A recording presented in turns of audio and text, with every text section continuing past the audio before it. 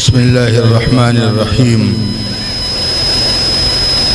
نحمده ونصلي على رسوله الكريم أما بعد قال الله تبارك وتعالى لا تحرك به لسانك لتعجل به إن علينا جمعه وقرآنه فإذا قرأناه فاتبع قرآنه ثم إن علينا بيانه صدق اللہ العظیم۔ حضرات علماء کرام، حاضرین مجلس،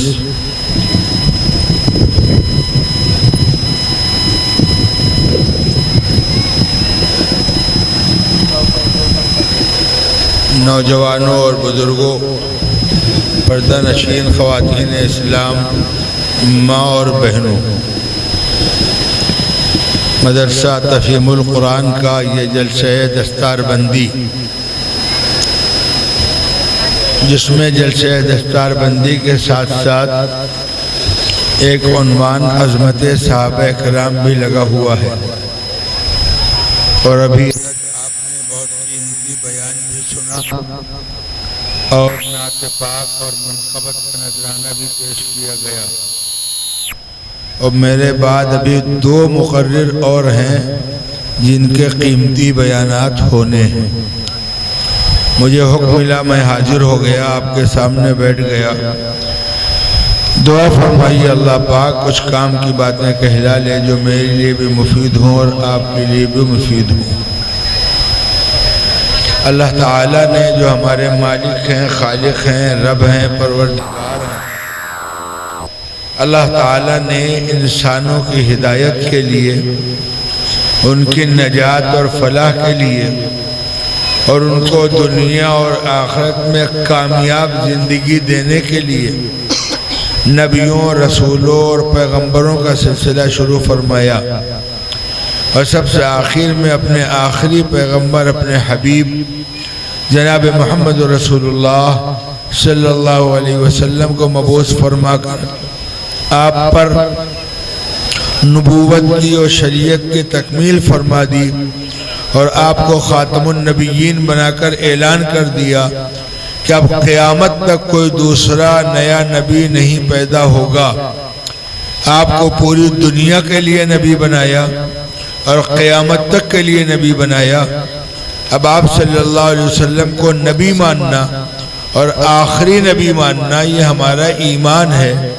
اگر آپ صلی اللہ علیہ وسلم کو کوئی نبی مانے لیکن آخری نبی نہ مانے تو وہ مسلمان شمار نہیں ہوگا، اور مسلمان گھر میں پیدا ہو کر خدا نہ خواستہ اگر حضرت محمد صلی اللہ علیہ وسلم کے بعد کسی اور نبی کے آنے کا اس نے نظریہ بنا لیا تو وہ ایمان سے باہر ہو کر مرتد ہو جائے گا۔ اللہ پاک ہم کو آخری پیغمبر صلی اللہ علیہ وسلم کی تعلیمات پر چلنے اور آپ کو نبی اور مرتے دم تک آخری نبی ماننے کی توفیق عطا فرمائے۔ اللہ تعالیٰ نے انسانوں کی ہدایت کے لیے 1.25 لاکھ نبی، رسول، پیغمبر بھیجے۔ ہر نبی نے آ کر اللہ کی بات، اللہ کا پیغام، دین لوگوں کو بتلایا، اور بھٹکے ہوئے انسانوں کو، شیطان کی طرف جانے والے لوگوں کو اللہ کی طرف بلایا، شریعت کی طرف بلایا، ان کو راہ حق دکھلایا، راہ ہدایت کی طرف لائے، جنت کا راستہ دکھلایا، جہنم و دوزخ کے راستے سے روکا۔ ہر پیغمبر نے آ کر اللہ کا پیغام پہنچایا، ہر نبی نے، لیکن ایک عجیب بات ہوتی رہی، اور وہی میرا اس وقت کا موضوع ہے۔ ارادہ تھا قرآن کی فضیلت، حافظ قرآن کی فضیلت، لیکن وہ ہم اپنے بات کے مقررین کے لیے چھوڑتے ہیں، اس لیے کہ اس عنوان میں ایک عنوان بہت اہم عنوان لگا ہے، عظمت صحابہ۔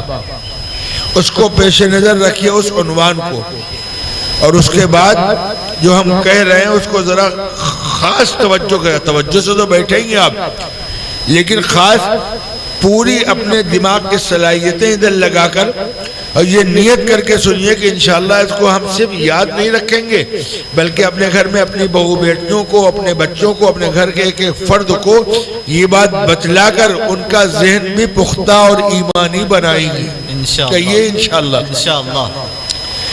جتنے انبیاء اکرام اس سے پہلے آئے انہوں نے آ کر کے اللہ کا دین لوگوں تک پہنچایا،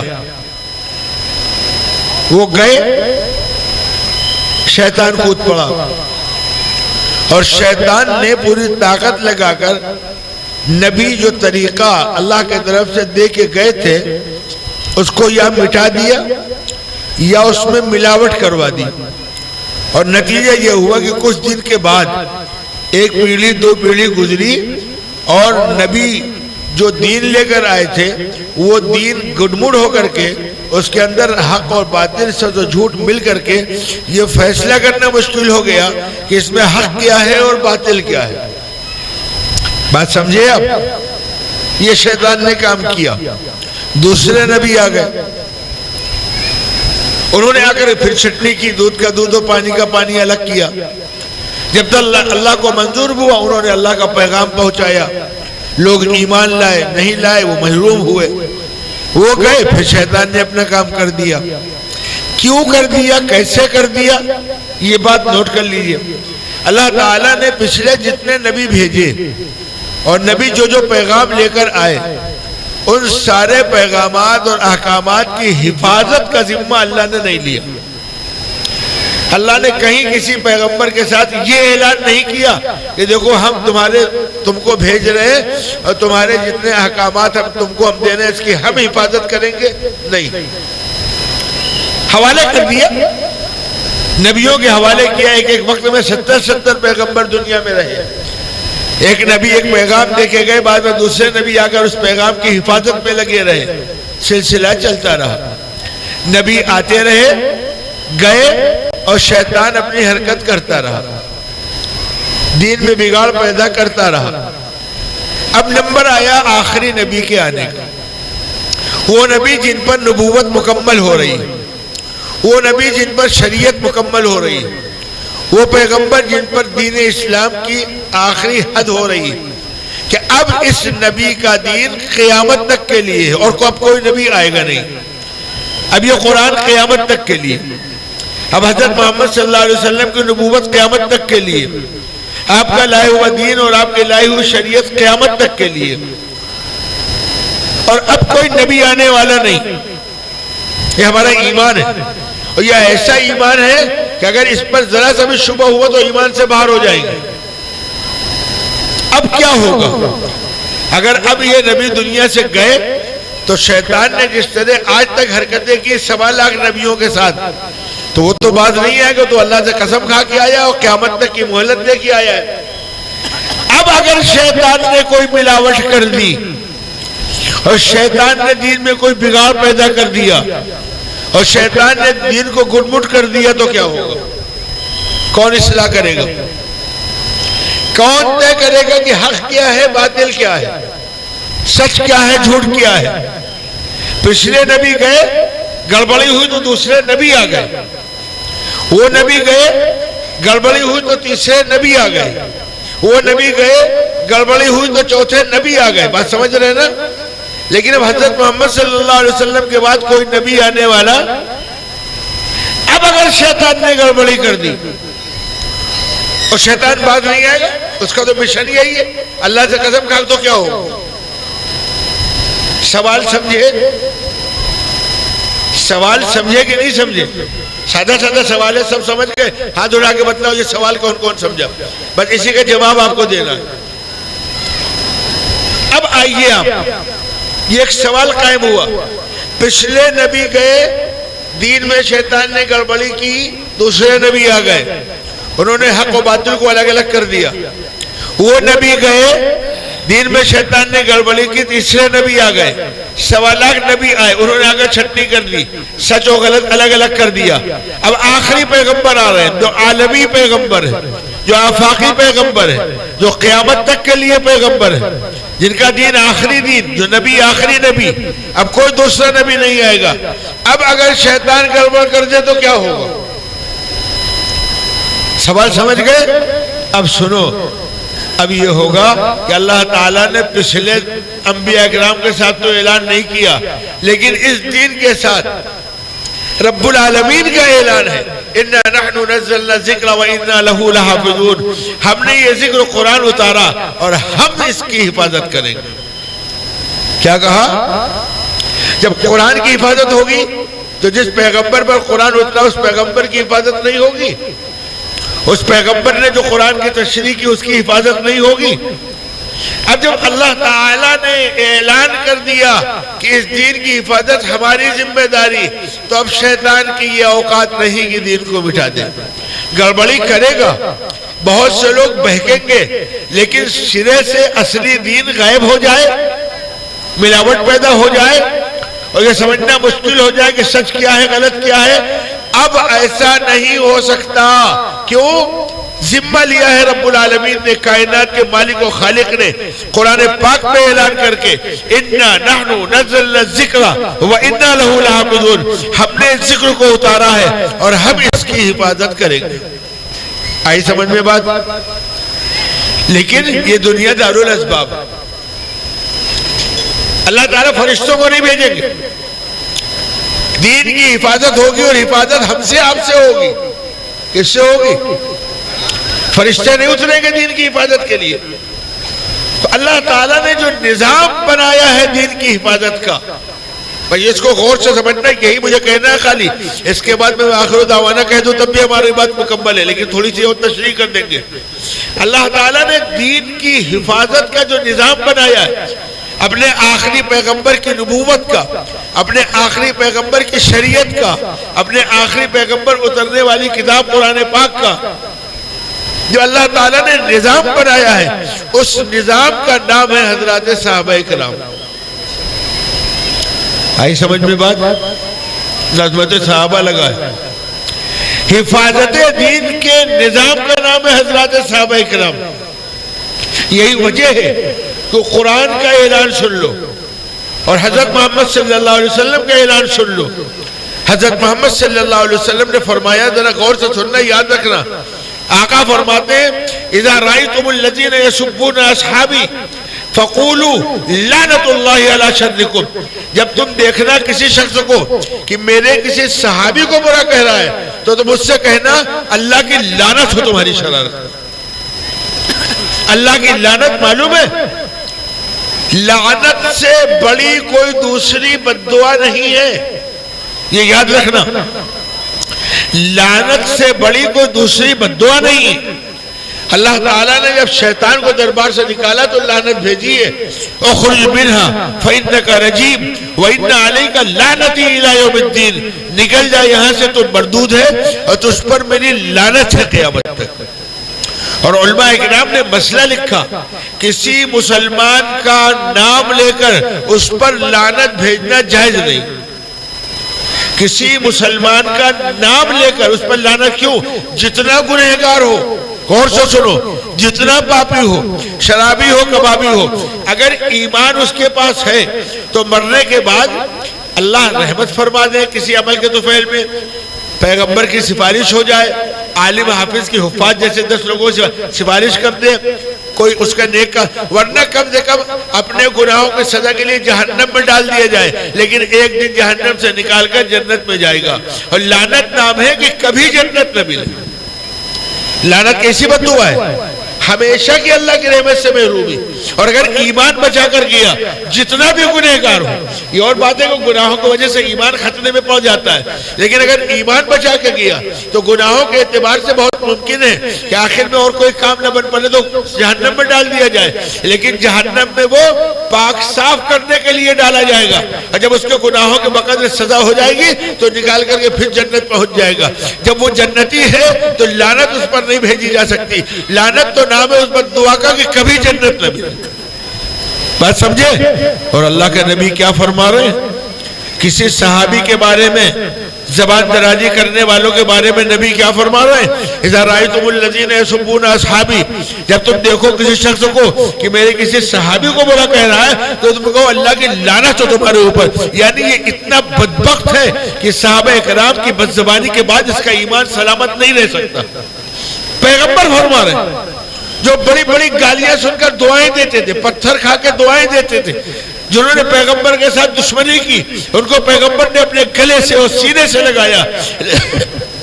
لیکن صحابہ اکرام کا معاملہ یہ ہے کہ نبی فرما رہے کہ کسی صحابی کو برا بھلا کہے تو کہو اللہ کی لعنت تم پر. اتنا بڑا جرم ہے. کیوں؟ یہ اللہ کی حفاظت کا انتظام. آئیے سمجھے مختصر لفظ میں بہت شارٹ کٹ آپ کو سمجھائیں گے، لمبی بات نہیں. آپ تصور کیجئے کہ اللہ تعالیٰ نے اپنے آخری نبی کے اس دین کو جب آپ کو عالمی نبی بنایا اور قیامت تک، تو اس دین کی حفاظت کا انتظام پیارے آقا کے آنے سے پہلے، آقا تو آقا کے ان شاگردوں کے آنے سے پہلے اللہ تعالیٰ نے آقا کے ان شاگرد جن کو صحابہ اکرام کہتے ہیں، ان کا تذکرہ پچھلی آسمانی کتابوں میں کیا. کس میں کیا ہے؟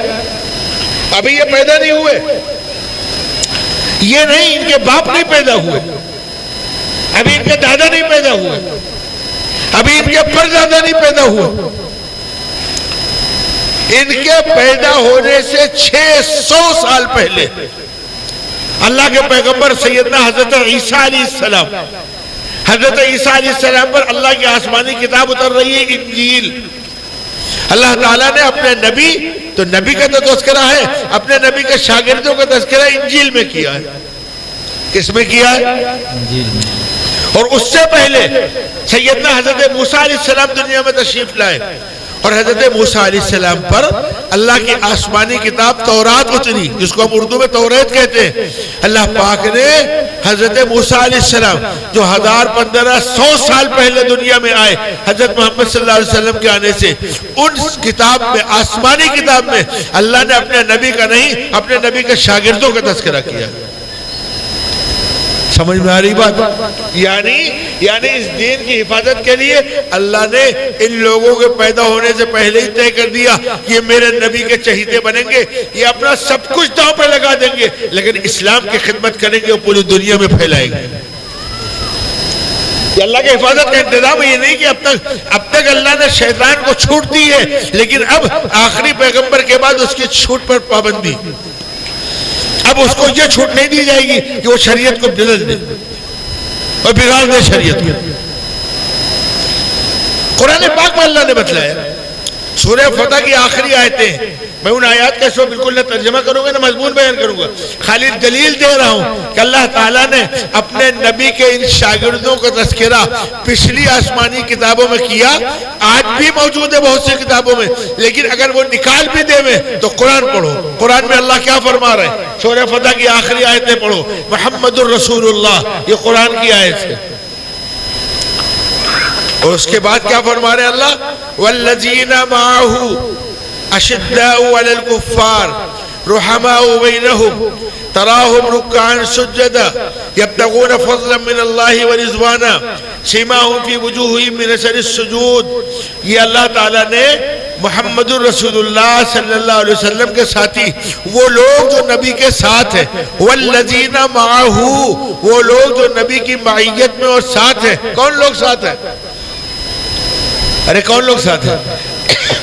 کوئی تو نبی کے شاگرد ہے، ابو بکر ہیں، عمر ہیں، عثمان ہیں، علی ہیں، طلحہ ہیں، زبیر ہیں، حسن ہیں، حسین ہیں، معاویہ ہیں، بلال ہیں، سعد ہیں، سعید ہیں، سب ہیں نا.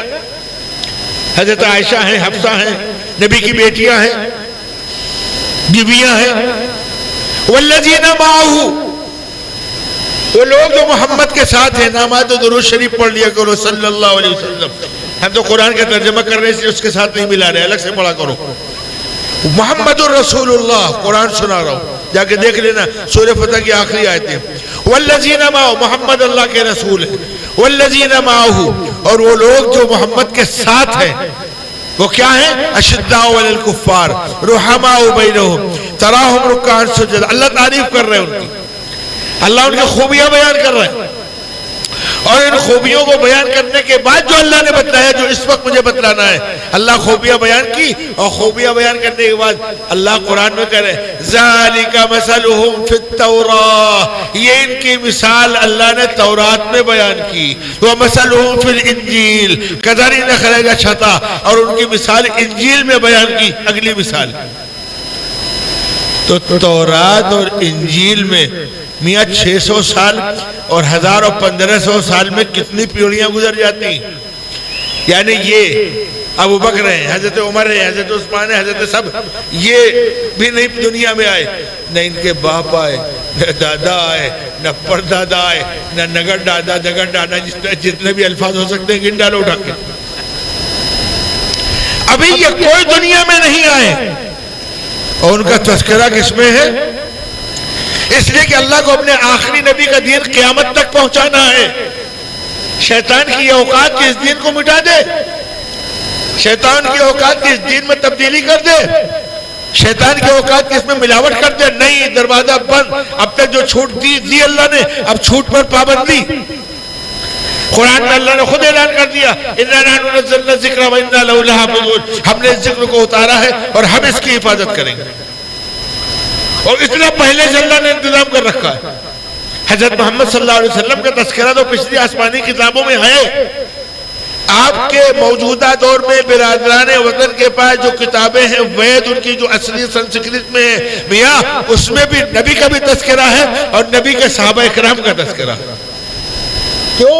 اللہ کو اس دین کو محفوظ کر کے پوری دنیا میں پہنچانا تھا، اور بالکل ہو بہو پہنچانا تھا، جس طرح پیغمبر نے صلی اللہ علیہ وسلم کام کیا، ٹھیک اسی طرح آج کیا ہے، کھانا سنت کے مطابق، پانی سنت کے مطابق، سو سنت کے مطابق، چلو سنت کے مطابق۔ ابھی میں آیا ہوں تو کچھ بچے سنت بیان کر رہے تھے کہ کیا کیا چیز کس میں سنت ہے، کیا ہے نبی کا طریقہ۔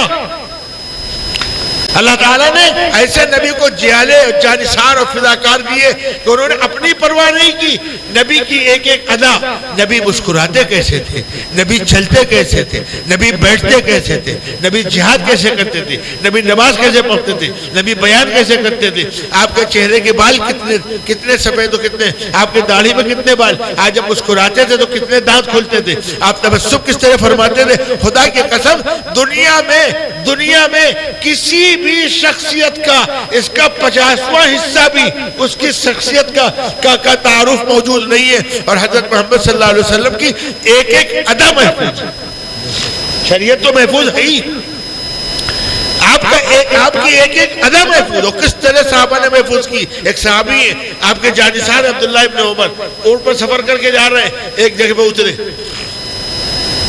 گئے آڑ میں، جیسے ان کو استنجے کی ضرورت ہو تو پیڑ کے آڑ میں گئے اور بیٹھے اور استنجا نہیں کیا، واپس آ گئے، شاگرد ساتھ میں، کہ یہ کیا کیا آپ نے؟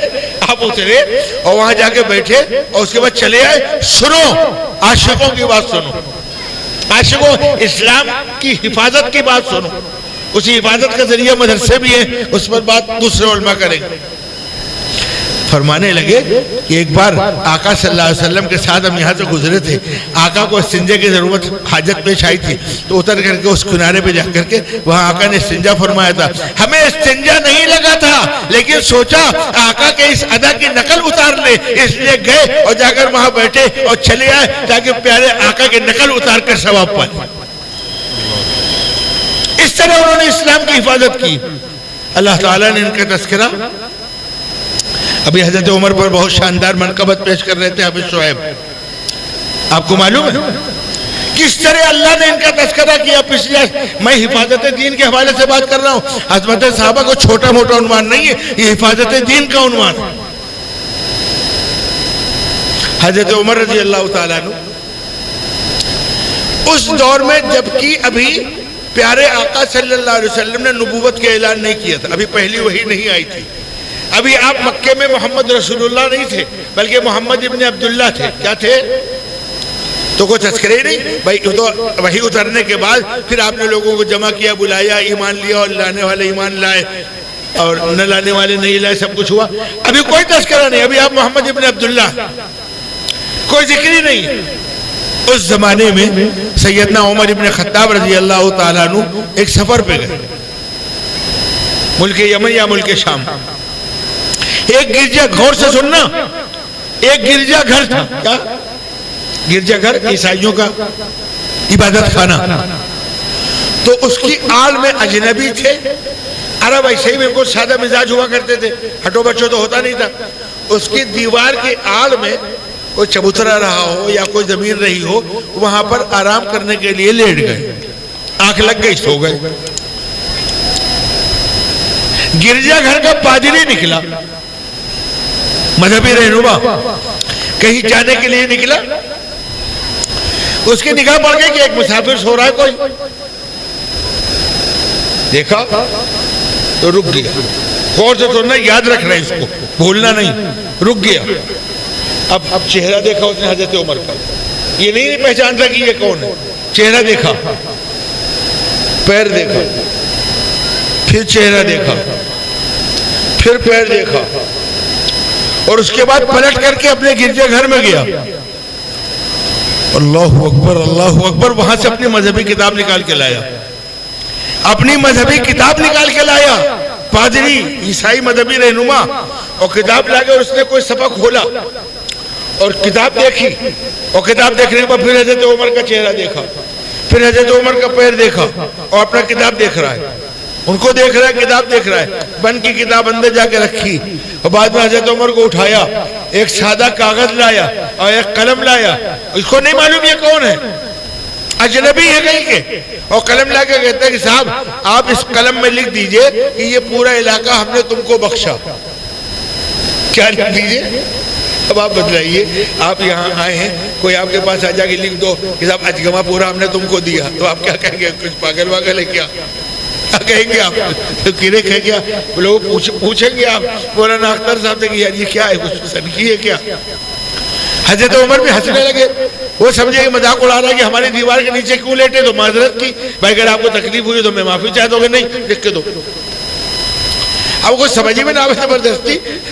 وہ کیا کہلاتے ہیں کہ حلوائی کی دکان دادا جی کا فاتحہ جا کر کے فاتحہ پیچھے پڑ گیا.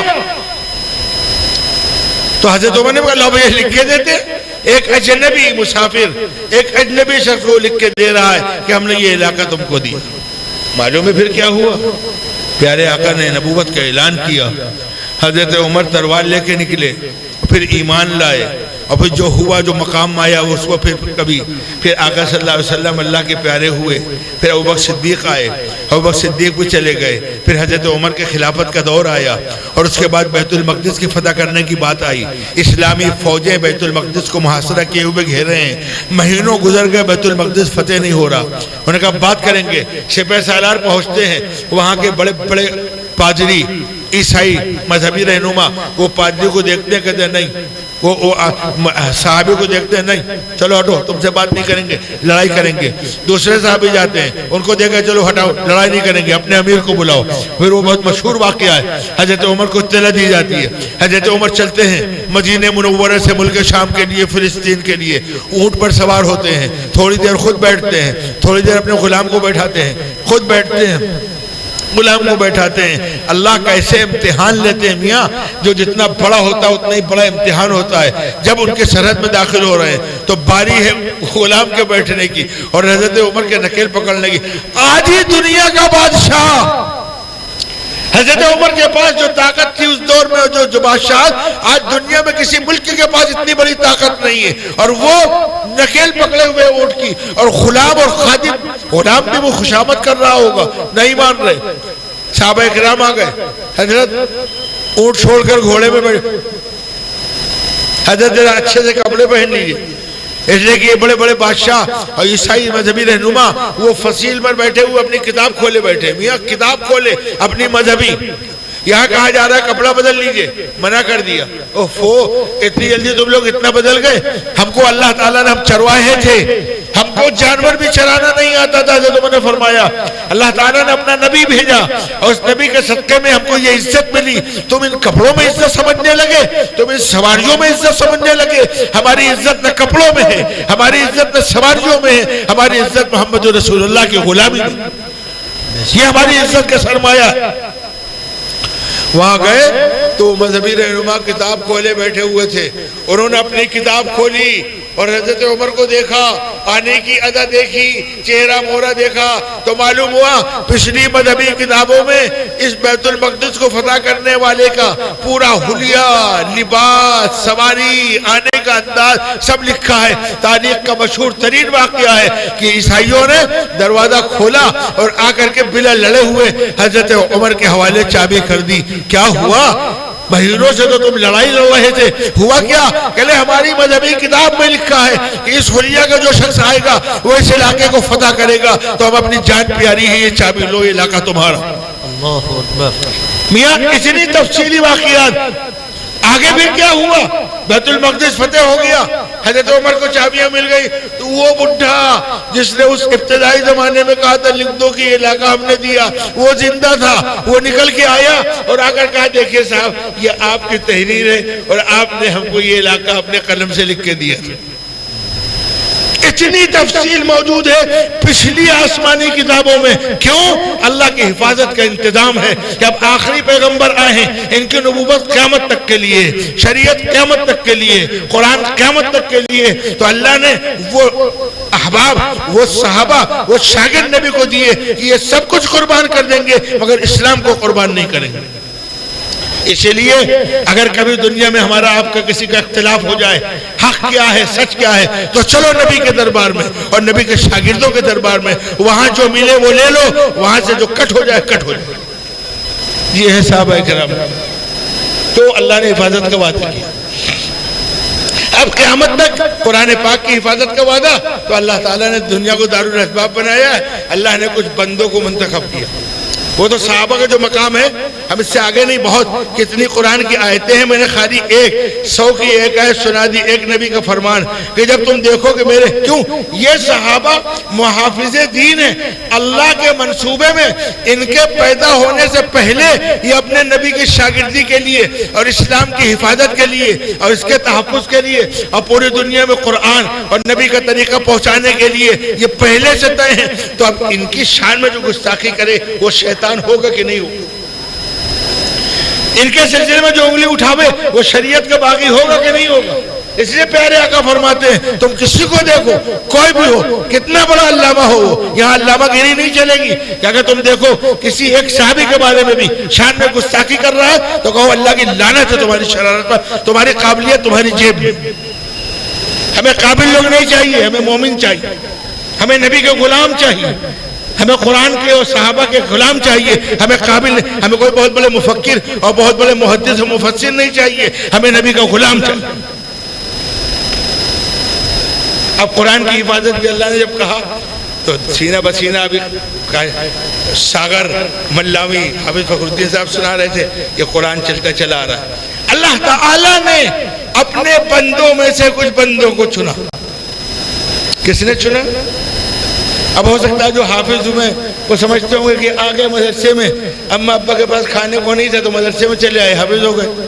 ہاں یہ سنا ہم نے، یہ جملے بعض لوگوں سے سنے ہم نے کہ کیا بتایا جن کے پاس کھانے کو نہیں ہے وہ مدرسے میں بھیج دیتے ہیں۔ میں نے ایک جگہ کہا تھا کہ یاد رکھنا اس جملے کا جواب تمہیں مرنے کے بعد آخرت میں دینا پڑے گا۔ آج کہہ لو جو کہنا، آج منہ میں زبان ہے کہہ لو جو کہنا ہے، لیکن مرنے کے بعد اندازہ لگائے رہنا کہ جب اللہ سوال کرے گا جی ہمارے منتخب کردہ بندے تم نے ان کو غربت کا تانا دیا تھا، تم نے یہ تانا دیا تھا کھانے کو نہیں تھا تو حافظ جی ہو گئے، کھانے کو ہوتا تو وکیل ہوتے، ڈاکٹر ہوتے، انجینئر ہوتے، ایم پی ہوتے، ایم ایل اے ہوتے، تم نے تانا دیا تھا، تم کو معلوم تھا۔ ہم نے اپنے دین کی حفاظت کے لیے ان کے سینوں کو چنا ہے، ان سے زیادہ پوتر اور ان سے زیادہ مقدس اور ان سے زیادہ مرتبہ والا دنیا میں کون ہے جس کو اللہ اپنے پاک کلام کی حفاظت کے لیے چن لے؟ ان سے بڑا مالدار کون ہے؟ قرآن سے بڑی دولت دنیا میں کوئی ہے؟ بڑے بڑے بادشاہوں کے پاس، بڑے بڑے وزراء کے پاس، بڑے بڑے سربراہوں سپہ سالاروں کے پاس، بڑے بڑے صنعتکاروں اور تاجروں کے پاس وہ دولت سب مٹ جائے گی، اگر باقی رہنے والی دولت ہے تو قرآن کی دولت ہے۔ ان سے بڑا کوئی دولت مند ہے؟ اللہ نے چنا. دارالاسباب میں اللہ نے کہا کہو میرے بچوں یہ تم ہمارا اللہ کا کلام اللہ قرآن میں فرما رہے ہیں, اس کو ہم پہاڑ پر اگر اتار دیتے تو قرآن کے اندر جو اللہ کا جلال ہے اور قرآن کی جو عظمت ہے اور قرآن کا جو بوجھ ہے, اللہ قرآن میں کہہ رہے ہیں اگر ہم اس کو پہاڑ پر اتار دیتے, لو انزلنا هذا القرآن على جبل, اگر ہم اس قرآن کو پہاڑ پر اتار دیتے, لرأيته خاشعا متصدعا من خشیۃ اللہ, تو آپ دیکھتے کہ وہ اللہ کے خوف سے ٹوٹ کے بکھر جاتے. قرآن کے بوجھ کو پہاڑ نہیں اٹھا سکتا تھا, اور یہ معصوم چھوٹے چھوٹے بڑے بڑے بچے اٹھا لے میں ان کی اوقات تھی. خدا کی قسم یہ اللہ کی توفیق, یہ اللہ کا انعام, یہ اللہ کی حفاظت کا انتظام ہے کہ اللہ نے کہا تھا ہم نے اتارا ہے اس ذکر کو, ہم اس سے حفاظت کریں گے. تو دیکھو اس طرح حفاظت کریں, بڑے بڑے پہلوانوں سے حفاظت نہیں کروائیں گے, بڑے بڑے دولت مندوں سے حفاظت نہیں کروائیں گے, بڑے بڑے وزراء سے حفاظت نہیں کروائیں گے, بڑے بڑے سپہ سالار. دنیا کا قاعدہ یہ ہے کہ کوئی قیمتی چیز ہوتی ہے تو اس کی حفاظت کے لیے بڑے مضبوط ہٹے کٹے لوگ رکھے جاتے ہیں. وزیر اعظم کی حفاظت کے لیے کون ہوتا ہے؟ اسپیشل فورس ہوتی ہے جن کی الگ سے ٹریننگ ہوتی ہے. ایک ایک آدمی پر لاکھوں لاکھ روپے خرچ ہوتے ہیں. کیوں؟ وزیر اعظم ملک کا سب سے قیمتی آدمی ہے, صدر جمہوریہ ملک کا سب سے قیمتی آدمی ہے, تو ان کی حفاظت کے لیے کتنے ٹریننگ یافتہ مضبوط لوگ رکھے جاتے ہیں اور مسلح لوگ رکھے جاتے ہیں. لیکن اللہ کا نظام دیکھو, اللہ نے کہا ہم اس پاک کلام کی حفاظت کے لیے سپہ سالاروں کو نہیں, وزیروں کو نہیں, بڑے بڑے بادشاہوں کو نہیں, بڑے بڑے پہلوانوں کو نہیں, چھوٹے چھوٹے بچوں کو چن کر کے ان سے اپنے پاک کلام کی حفاظت کروائیں گے. ہماری قدرت تو دیکھو, ہماری قدرت تو دیکھو. تو حفاظت کا انتظام ہے. حافظ کو بننا آسان بات ہے, اور مرنے کے بعد کیا ملے گا یہ غریب ہے. آقا صلی اللہ علیہ وسلم فرمایا حافظ قرآن نہیں, اگر نبی پر ایمان ہے اور یقیناً نبی کی بات ہی پر ایمان ہے, پیارے آقا صلی اللہ علیہ وسلم کی بات نہیں, انکار نہیں, آپ کی بات پر کوئی شبہ کرے تو ایمان سے باہر ہو جائے گا. 1000 مرتبہ کسی کو غرض ہے کہ جنت چاہیے تو نبی کے دامن سے وابستہ ہو جائے.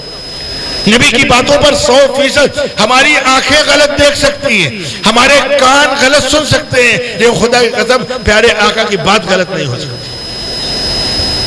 ایک موقع پر میں نے سنا کسی عالم سے کہ حضرت خدیجہ الکبریٰ رضی اللہ تعالیٰ عنہ, جن سے آقا کے سارے بیٹے بیٹیاں ہوئیں, ایک ماریہ قبطیہ سے بھی ہوئے, تو آپ کو معلوم ہے کہ جو بیٹے ہوئے بچپنی میں انتقال ہو گئے, 2 ہوئے یا 3 ہوئے.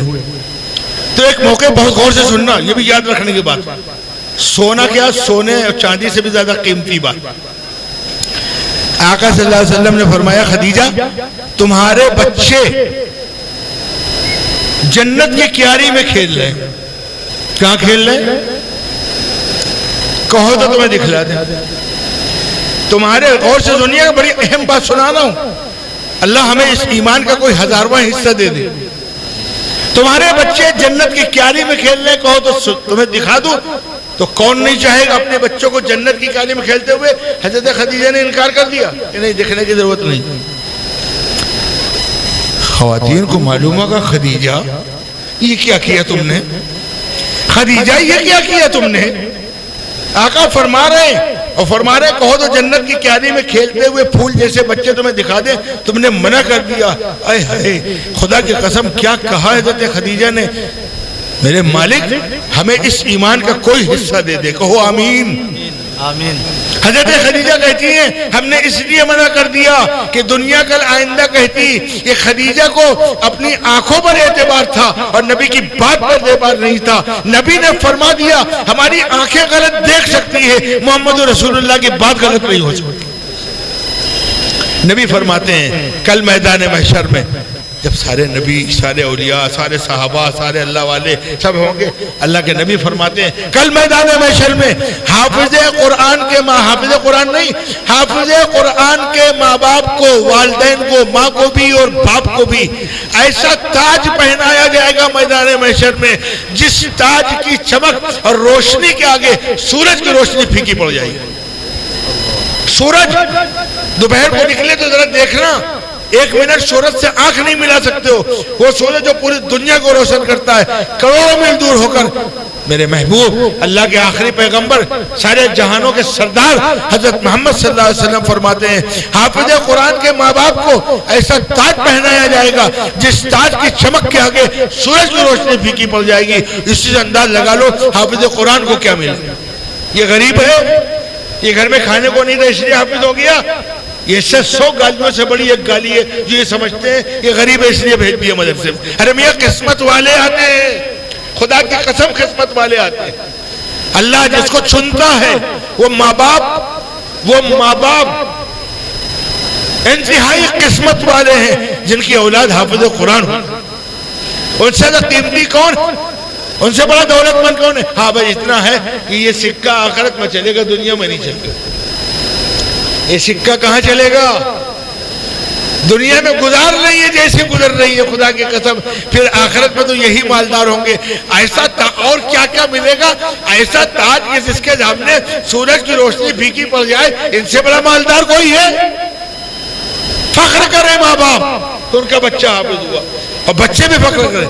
آج تو مصیبت یہ ہے کہ ہم علماء اور حفاظ بھی اپنی قیمت نہیں جانتے. دنیا کو دیکھتے ہیں تو للچا جاتے ہیں کہ کیا بچنا ہے. فلاں کی تنخواہ ڈاکٹر صاحب روزانہ 50,000 کماتے ہیں روزانہ. وکیل صاحب بھی روزانہ 10-20 ہزار کما لیتے ہیں. خالی 2 منٹ کا مشورہ دیتے ہیں اور بڑھیا سی فیس لے لیتے ہیں. ہم حافظ جی پورے مہینے میں 5,000 ملتا ہے. کتنے میں؟ پورے مہینے میں. ارے میاں ہاں ٹھیک ہے تنخواہیں بڑھنا چاہیے, بڑھانے میں تو آپ ہی بڑھائیں گے. ہم سے ایک انجینئر صاحب نے ایک بار کہا تھا کہ مولانا 15-18 سال ہو گئے کہ ہم بھی چاہتے ہیں کہ اپنے بچے کو حافظ عالم بنائیں, لیکن آج میں اپنے بچے کو جیب خرچ 2,000 روپے دیتا ہوں. جیب خرچ خالی ایسے کھانے پینے کی کوئی ذمہ داری نہیں. اور اگر اس کو حافظ بنا دے, عالم بنا دے تو مدرسے میں پڑھائے گا تو اس کو تنخواہ 2,000 بھی نہیں ملے گی اس وقت. تو اپنے بیوی بچوں کو کیسے پالے گا؟ تو میں نے کہا بات تو صحیح, لیکن چندہ دیتا کون ہے؟ آپ ہی لوگ تو دیتے ہیں نا. ارے مدرسے آپ ہی لوگ کے چندے سے تو چلتے ہیں, اللہ کی توفیق سے چلتے ہیں. آپ بھی چندہ اللہ کی توفیق کے بغیر نہیں دے پائیں گے. اللہ آپ کا پیسہ مدرسے میں قبول کر لے تو بجائے احسان جتلانے کے 2 رکعت نماز پڑھا کرو میرے مالک, آپ نے اپنے دین کے لیے میرا پیسہ قبول کر لیا. ورنہ بہت سے ٹہل رہے ہیں. اللہ بے نیاز و غیرت مند ہے. اللہ کو ایسے لوگوں کو پیسہ نہیں چاہیے جن کے دل میں دین کی اسلام کی عظمت نہ ہو. بہت سے ٹہل رہے ہیں. تو آپ چندہ بڑھا میں تنخواہ بڑھ جائے گی نہیں بڑھ جائے گی. لیکن پھر بھی دنیا میں حفاظ بھی سمجھ لیں کہ میاں تمہارا سکہ تو آخرت کا ہے. جب آخرت میں ماں باپ کو تاج ملے گا, تم کو ملے گا, تب پتہ چلے گا کہ میاں دنیا میں بڑے بڑے وکیل اور ڈاکٹر انجینئر اللہ سب کو ایمان والا بناوے, سب کو جنت دے, لیکن ان کا کوئی مقابلہ کر پائے گا؟ ان کا کوئی مقابلہ کر پائے؟ ان کے پاسنگ برابر بھی ہوگا. وہاں پتہ چلے گا ارے تو بہت فاندار سودا ہے. لیکن یہاں یہ خیال کر لیں کہ اس سے بڑی دولت کوئی نہیں. شیخ الحدیث میاں زکریا صاحب اللہ نے کہیں لکھا, قرآن پڑھنے والا پڑھانے والا حافظ قرآن اگر دنیا میں کبھی کسی کو بھی دیکھ کر کے دولت مند, صنعتکار, عہدے دار کسی کو دیکھ کر کے اگر اس کو یہ خیال کبھی ہوا کہ کیا بتلائیں ہمارے ابا نے ہم کو حافظ بنا دیا ورنہ ہم بھی یہ ہوتے, تو اس نے قرآن کی توہین کی ہے. اور قرآن کی توہین کتنا بڑا جرم ہے سمجھ سکتے ہو. اس سے بڑا مالدار یہ اللہ کی حفاظت کا وعدہ ہے. اِنَّا نَحْنُ نَزَّلْنَا الذِّكْرَ. ایک طرف صحابہ کے بارے میں ہم نے بہت شارٹ کٹ بتلایا کہ ان کا مقام ہے کیا اور نبی نے کیا کیا کہا. ہم نے تعریفوں والی صبر روایت اور قرآن کی آیات نہیں سنائی, خالی ایک بات سنا دی نبی کی کہ کوئی میرے صحابی کو برا کہے تو اللہ کی لعنت تمہارے اوپر ہے, یہ اتنا بڑا بدماش ہے. اور قرآن کی حفاظت کے بعد اللہ نے کیا قیامت تک قرآن رہے گا, پورے ایک حرف کے ساتھ رہے گا. سنو آخری بات 5 منٹ کی, دنیا میں کسی مذہب کے پاس اپنی کتاب اصلی حالت میں موجود نہیں. عیسائیوں کے پاس اپنی اصلی حالت میں کتاب موجود نہیں. یہودیوں کے پاس اپنی کتاب اصلی حالت میں, اصلی حالت جس زبان میں آسمان سے وہ کتابیں اتری آج وہ زبان دنیا میں کہیں موجود نہیں. تو ان کی کتاب کہاں سے موجود ہوگی سوائے قرآن پاک. سوائے ایک واقعہ سن لو, میں اپنی بات مکمل کروں. ایک بڑے عالم ہیں, بہت بڑے بزرگ اور بہت بڑے دنیاوی تعلیم کے بھی ماہر ہیں, حضرت مولانا ذوالفقار احمد صاحب علماء جانتے ہیں، بڑے بہت بڑے وقت کے قطب اور ولی، عالمی سطح کے عالم، خالی انہوں نے اپنا واقعہ اپنی کتاب میں لکھا کئی سال پرانا کہ امریکہ میں ایک بار ایک مجلس ہوئی کل مذاہب، جس میں ہر مذہب کے ٹاپ کے علماء کرام موجود تھے، عیسائیوں کے ٹاپ کے پادری، یہودیوں کے ٹاپ کے علماء، بدھسٹ، ہندو، مسلمان، اور موضوع و سبجیکٹ تھا کہ ہر مذہب والا اپنی مذہبی کتاب سے کچھ آیتیں پڑھ کر سنائے گا، ہر مذہب والا اپنی مذہبی کتاب سے کچھ آیتیں پڑھ کر، ظاہر بات ہے اعلیٰ تعلیم یافتہ لوگ تھے، کوئی جاہل نہیں تھے، سنجیدہ مجلس تھی، دھاندلی والی مجلس نہیں تھی کہ پروپیگنڈا کر کے جھوٹ بولو اور اسلام پر اٹیک کرو اور اعتراضات کرو جیسے آج کل ہو رہا ہے۔ اللہ اکبر، سننا اور یاد رکھنا، یاد رکھو گے یہ بات، اگر نہیں سنی ہے تو دہرا دیتے ہیں، یاد رکھو گے، اپنے قرآن کو سمجھو، ایمان کیا ہے، قرآن کیا ہے، نبی سے تعلق کیا ہے، پچھلے سارے ادیان ختم ہو چکے ہیں، اب صرف ایک راستہ ہے جنت جانے کا، کون سا؟ جس کو لے کر آئے ہیں جناب محمد رسول اللہ صلی اللہ علیہ وسلم، اور جس پر چلے ہیں صحابہ، اب تابعین تبع تابعین، ہمارا یہ ایک سلسلہ ہے، اس سلسلے سے کٹ کر کوئی بات قابل قبول نہیں۔ جمع ہو گئے بڑے بڑے ٹاپ کے اعلیٰ دماغ،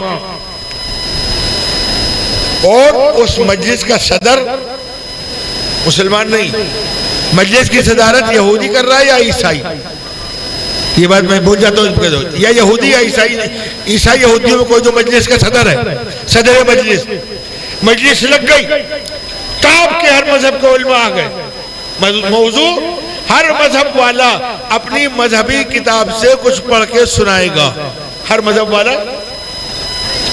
مولانا ذوالفقار صاحب بھی مجلس میں تھے، انہوں نے کھڑے ہو کر صدر مجلس کو مخاطب کیا، صدر مجلس کو ایک بات کہنی، مجمع خاموش، فرمائیے کیا بات کہی، سنو، مطمئن ہو اپنے مذہب پر۔ آج ہم دوسروں کی نقالی کر کے، ہمارے نوجوان اپنے چہرے مورے سے لے کر ذہن و دماغ تک پتہ نہیں کس کی نقالی کر کے سمجھتے ہم کامیاب ہیں۔ ارے میاں، کامیابی کے سارے دروازے بند ہیں، اگر دنیا اور آخرت کی کامیابی چاہتے ہو تو تھام لو دامن رسول اللہ صلی اللہ علیہ وسلم کا اور آ جاؤ قرآن ہدایت۔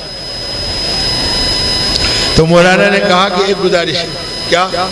کہنے بھائی آج سارے مذہب کے لوگ جمع ہیں، آسمانی مذہب کے لوگ جمع ہیں، دعویٰ ہے سب کا آسمانی مذہب کا، اور اپنی اپنی مذہبی کتابوں سے کچھ پڑھ کے سنائیں گے، بس اتنی سی گزارش ہے کہ جس لینگویج اور جس زبان میں آسمان سے وہ کتاب اتری ہے اس زبان میں سناؤں، جس زبان میں توریت زبان میں اتری، انجیل زبان میں، جس زبان میں آسمان سے کتاب اتری ہے اس زبان میں سناؤں، میں ترجمہ نہ سناؤں۔ معلوم ہے وہ دھاندلی کی مجلس نہیں تھی، صدر مجلس وہ عیسائی ہے یا یہودی ہے، وہ بھرے مجمع میں اعتراف کر رہا ہے مسٹر ذوالفقار۔ سچی بات یہ ہے کہ اس وقت دنیا میں کوئی بھی مذہبی کتاب اپنی اصلی زبان میں موجود نہیں سوائے تمہارے قرآن کے، کہ جس زبان میں جس لہجے میں اتری تھی آج تک موجود ہے۔ یہ ہے قرآن پاک، رب العالمین نے اعلان کیا ہم نے اتارا، ہم اس کی حفاظت کریں گے، ذریعہ بنائے ان حفاظ کو۔ تو ان حفاظ کی کتنی قیمت ہے، ان علماء کی کتنی قیمت ہے، ان قاریوں کی کتنی قیمت ہے۔ کاش علماء کو بھی اپنی قیمت سمجھ میں آئے، حفاظ کو بھی اپنی قیمت سمجھ میں آئے، اور آپ کو بھی ان کی قیمت سمجھ میں آئے۔ اس لیے مدرسے، اپنے مدرسوں کی حفاظت کرو، اس لیے مدرسوں کو ہٹا دو تو سب کچھ دیندار تو سب ہیں، لیکن مکمل دین نہ ہمارے گھر میں ہے، نہ ہمارے مکان میں ہے، نہ بڑے بڑے افسروں کے پاس ہے، نہ ڈاکٹروں، وکیلوں، انجینئروں کے پاس ہے، نہ دنیا کی بڑی بڑی یونیورسٹیوں کے پاس ہے۔ اگر پورا قرآن اور پورا دین کہیں محفوظ ہے تو وہ صرف مدرسے ہیں اور علماء و حفاظ ہیں. ان کی جتنی بھی قدر کر لو اور جتنا بھی ان کے ساتھ جڑ جاؤ اتنا ہی ہمارے دنیا میں بھی بھلا آخرت میں بھی بھلا. اللہ اس مدرسے کو قبول فرمائے, جو بچے حافظ ہوئے ان کو قبول فرمائے, ان کے ماں باپ کو قبول فرمائے, ان کو اساتذہ کو قبول فرمائے. اور آپ نے اس مدرسے سے محبت کی, تعاون کیا, محبت کی نگاہ سے دیکھا. محبت نہ ہوتی تو اتنی رات کو یہاں آپ نہ آتے. اللہ پاک آپ کے آنے کو قبول فرمائے. وآخر دعوانا